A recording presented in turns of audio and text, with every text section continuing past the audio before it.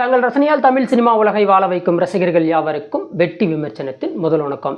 இந்த வாரம் இந்த பகுதியில் முதலாவதாக நாம் விமர்சனம் பார்க்கக்கூடிய படம் குடும்பஸ்தன். படம் எப்படி இருக்குது அப்படின்னு தான் பார்க்க போகிறோம்.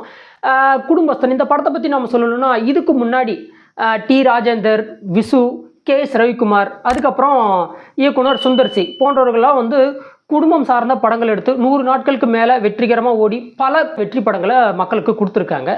ஸோ இந்த படமும் அப்படியேப்பட்ட ஒரு படமா அப்படின்னு தான் நாம் பார்க்க வேண்டியிருக்கு. பொதுவாக அவங்களாம் இந்த படத்தை எடுத்து கிட்டத்தட்ட 100 நாள், 150 நாள், 200 நாள் ஓடின படமெல்லாம் உண்டு, குடும்பம் சார்ந்த படங்கள். அதெல்லாம் அப்படி ஓடினதுக்கு முக்கியமான காரணம், அந்த படத்தை அவங்க சீரியல் பாணியில் இல்லாமல் சினிமா பாணியில் எடுத்து கரெக்டாக ஸ்க்ரீன் ப்ரெசன்ஸ் பண்ணது தான் அப்படின்னு நம்ம சொல்லலாம். இன்றைக்கி வரக்கூடிய குடும்பம் சார்ந்த படங்களெல்லாம் கிட்டத்தட்ட ஒரு 10 நாள் இல்லைங்க, ஒரு வாரம் ஓடினாலே பெரிய விஷயம்தான். அந்த அளவுக்கு தான் இன்றைக்கெல்லாம் படங்கள் எடுக்கிறாங்க. நடிகர் மணிகண்டனை பற்றி நாம் சொல்ல வேண்டிய அவசியமே இல்லை. நல்ல வித்தியாசமான கதைக்களத்தை தேடி பிடிச்சி நடிக்கக்கூடிய ஒரு மனிதர். அவருக்காகவே இந்த படத்துக்கு நாம் போனோம் அப்படின்னு சொல்லலாம். இந்த படத்தை இயக்கிய டைரக்டர் சினிமாவுக்கு புதுசாக இருந்தாலும் ஒரு பிரபலமான யூடியூபர். பொதுவாக யூடியூபர்ஸ் படம் எடுத்தால் என்ன பண்ணுவாங்க, யூடியூப் கண்டென்ட் இன்னும் கொஞ்சம் எக்ஸ்டெண்ட் பண்ணி சினிமாவாக எடுப்பாங்க அப்படிங்கிற மாதிரி இல்லாமல், அதாவது அனுபவமிக்க இயக்குனர் எப்படி இருப்பாரோ அந்த மாதிரியான ஒரு படைப்பு தான் இந்த மனுஷன் இந்த குடும்பஸ்தன் படத்தை நமக்கெல்லாம் கொடுத்துருக்காரு அப்படின்னு நாம் சொல்லலாம். பொதுவாக இப்போ இந்த படத்தோட கதைக்கு வந்தோம்னா, கதாநாயகன் ஆரம்பத்தில் இன்டர்காஸ்ட் மேரேஜ் பண்ணிக்கிறாரு. 2 குடும்பத்திலையும் எதிர்ப்பு இருந்தாலுமே தன் குடும்பத்தோடைய மனைவியை வச்சுட்டு வாழ்கிறாரு. பொதுவாக குடும்பம்னா ஒவ்வொருத்தருக்கும் ஒரு தேவை இருக்கு இல்லையா.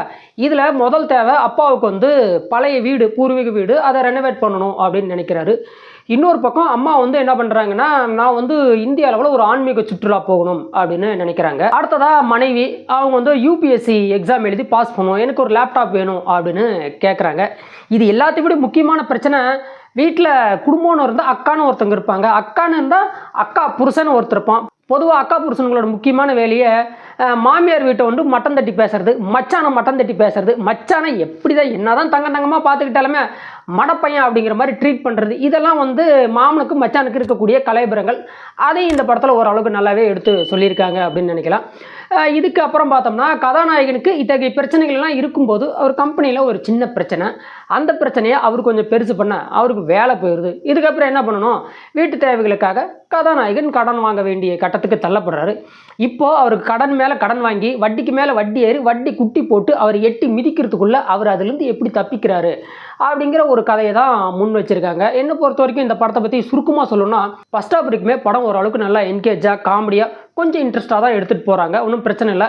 பொதுவாக இந்த படத்தை பார்க்கணுன்னு நினைக்கிறவங்க நம்மள சாமானியர்களுக்கேற்ற ஒரு சராசரி படம் இது அப்படின்னு சொல்லலாம். நாம் ரொம்ப பெருசாக கிராண்டாக குடும்பத்தை காட்டுறது அந்த மாதிரி இல்லை. ஒரு சராசரி மனுஷன் தன்னோட தேவைக்கு கடன் வாங்கினா அதற்கு பின்னாடி எத்தகைய விளைவுகளை அவங்க சந்திக்க வேண்டி இருக்கும் அப்படிங்கிறதெல்லாம் இந்த படத்தில் அழகாக சொல்லியிருப்பாங்க.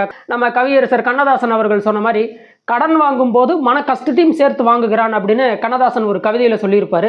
இந்த படத்தை பார்த்தோன்னே எனக்கு அதான் ஞாபகம் வந்தது.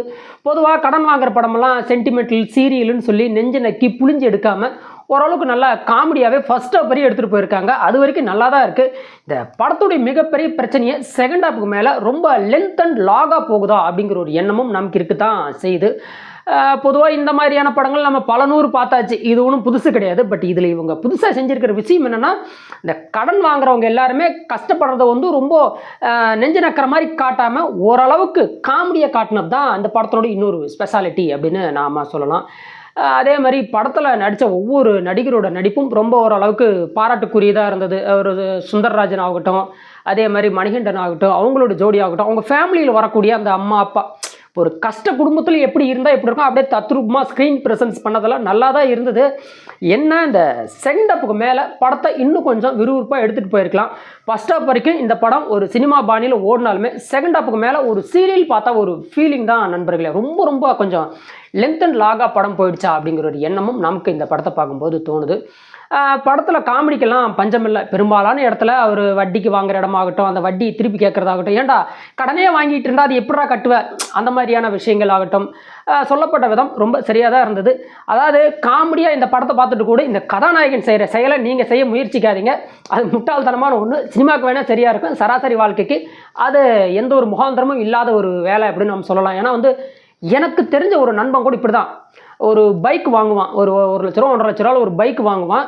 ஒரு 3 மாதம் டியூ கட்டாமல் விட்டுருவான். அப்போ அந்த பைக்கு டியூ கட்டுறதுக்காக அந்த வண்டியை அடகு வச்சு டியூ கட்டுவான். அப்புறம் திரும்ப 3 மாதம் கட்டாமல் விட்டுருவான். டியூகாரன் வண்டியை தூக்கிட்டு போயிடுவான். கடங்காரன் கடைக்கிட்டு நின்றுக்குவான். அவன் வேலை செய்யக்கூட முடியாது, அவ்வளோ பிக்கல் பிடுங்கல் இருப்பான். ஸோ இந்த மாதிரியும் சராசரி மனிதர்கள்லாம் இருக்காங்க அப்படிங்கிறத நாம் வந்து இந்த படத்தை பார்த்தோன்னே ஏங்க அப்பா இது அது அவனுக்கு இது எவ்வளோ பரவாயில்ல, என் நண்பனுக்கு இது எவ்வளோ பரவாயில்ல அப்படிங்கிற மாதிரி தான் எனக்கு இந்த படத்தை பார்க்கும்போது தோணுச்சு. குடும்பஸ்தன் குடும்பங்கள் கொண்டாடக்கூடிய படமா அப்படின்னு கேட்டால் ஃபர்ஸ்ட் ஹாப் வரைக்குமே உண்மையிலே குடும்பங்கள் கொண்டாடக்கூடிய கொஞ்சம் குதூகலமான காமெடியான படமாக இருந்தாலும் செகண்ட் ஹாப்புக்கு மேலே கொஞ்சம் மண்டை அறுவை போட்டுட்டாங்க அப்படின்னு தான் சொல்லணும். ஆனஸ்ட்டாக சொல்லணும்னா அதுதான் உண்மை. நீங்கள் இந்த விமர்சனத்தை பார்த்த பிறகு இந்த படத்தை போய் பார்த்தீங்கன்னா இந்த படம் எப்படி இருக்குது அப்படிங்கிறது வந்து கமெண்ட்டில் சொல்லலாம். மறக்காமல் நம்ம சேனலுக்கு ஒரு சப்ஸ்கிரைப் பண்ணி இந்த வீடியோவை லைக் பண்ணி உங்கள் ஃப்ரெண்ட்ஸ் அண்ட் ஃபேமிலிக்கு ஷேர் பண்ணி நமக்கு சப்போர்ட் பண்ணுங்கள். மற்றும் ஒரு சிறந்த விமர்சனத்துடன் தங்களை சந்திக்கும் வரை தங்களிடமிருந்து நன்றி கூறி விடைபெறுவது வெட்டி விமர்சனம். வெல்க தமிழ்.